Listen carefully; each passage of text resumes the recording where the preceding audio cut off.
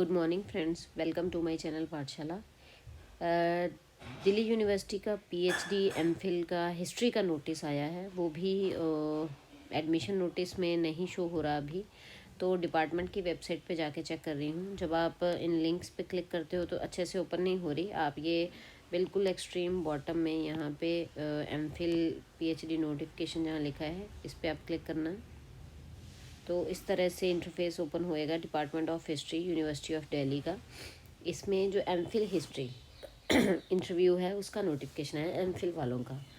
तो उन्होंने कुछ मेंशन किया है, मैं फटाफट रीड कर देती हूँ छोटी सी वीडियो में। Applicants whose qualification fall within category this and this specified in ordinance 6, जिनका यूजीसी नेट क्लियर है, they are eligible to appear directly for the interview. जिनका भी नेट क्वालिफाई है वो सीधा इंटरव्यू के लिए अपीयर हो सकते हैं, दे आर एलिजिबल।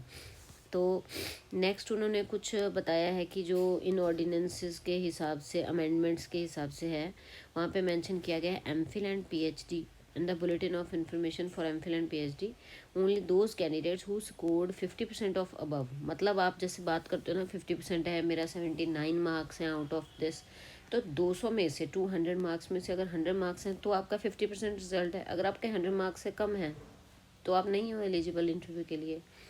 और अनरिजर्व्ड के लिए अगर 200 में से 90 हैं तो वो एलिजिबल हैं 45% मार्क्स रिजर्व्ड कैटेगरीज के लिए।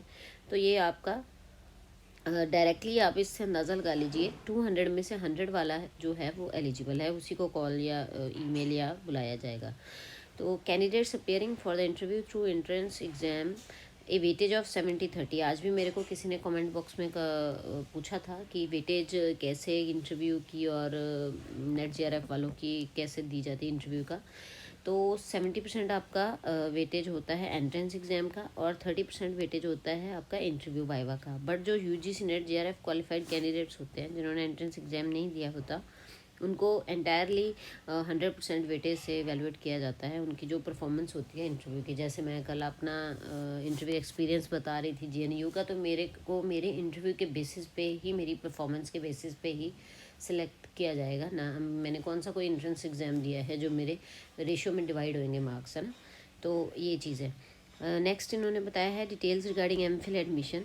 A total of 24 candidates would be admitted to MPhil program। जो एकेडमिक ईयर 2021-22 है उसमें 24 कैंडिडेट्स ही एडमिट किए जाएंगे MPhil प्रोग्राम में, ठीक है। The department of history reserves the right not to fill up the vacant seats of MPhil programme in case of non availability of suitable candidates. अगर उनको suitable candidates नहीं लगते तो वो खाली सीट्स रख सकते हैं, ऐसा ज़रूरी नहीं है कि उन्होंने फोर्सफुली 24 सीटें भरनी ही हैं, ठीक है ना। तो ये उनका मेंशन किया हुआ है यहाँ पे। आगे जो एमफिल इंटरव्यू के लिए डिटेल्स हैं, all candidates JRF net entrance qualified, तीनों तरह के, मतलब जेआरएफ दोनों तरह के, नेट जेआरएफ वाले भी और एंट्रेंस एग्जाम वाले भी, उनको अपने डॉक्यूमेंट्स जो हैं वो इस ईमेल आईडी पे सेंड करने हैं duhistory.mphil@gmail.com बाय 12 दिसंबर तक देने हैं 5 बजे तक, ताकि वो इंटरव्यू में अपीयर हो सके। The department in no way would be responsible for non receipt of these documents. अगर रॉन्ग ईमेल एड्रेस से या किसी टेक्निकल इशू से उन तक नहीं इस ईमेल आईडी पे आपके डॉक्यूमेंट्स पहुंचते तो ये डिपार्टमेंट की गलती नहीं है, ये आपकी है। इसमें क्या क्या सेंड करना है, कॉपी ऑफ एप्लीकेशन फॉर्म, जो आपकी एप्लीकेशन फॉर्म थी, आपका admit card, net JRF certificate and other supporting documents. Second क्या है, सब कैंडिडेट्स जो डायरेक्टली इंटरव्यू में अपेयर हो रहे हैं, एक उनका राइटिंग सैम्पल, जो कोई रिसर्च प्रपोजल है, ओके। और interviews will be conducted both in online and offline modes. The candidates while electronically submitting their research proposal, writing sample, term paper और other documents। जिनका रिसर्च प्रपोजल है, कोई आपका paper वगैरह है, तो वो सब कुछ ऐसी चीज़ें आप मेल के थ्रू भेज दोगे।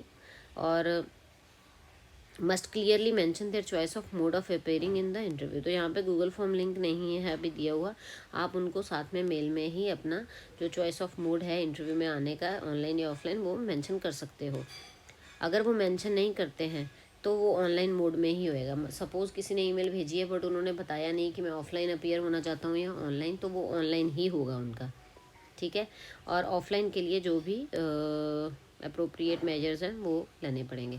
दैट मीन्स हिस्ट्री वाले ध्यान से ये बात सुन लें कि अगर आपको एमफिल हिस्ट्री की इंटरव्यू पे जाना है तो आपको जो ईमेल में डॉक्यूमेंट्स वगैरह सबमिट करने हैं, साथ में आपको मेंशन करना होगा कि आप ऑनलाइन देना चाहते हो या ऑफलाइन।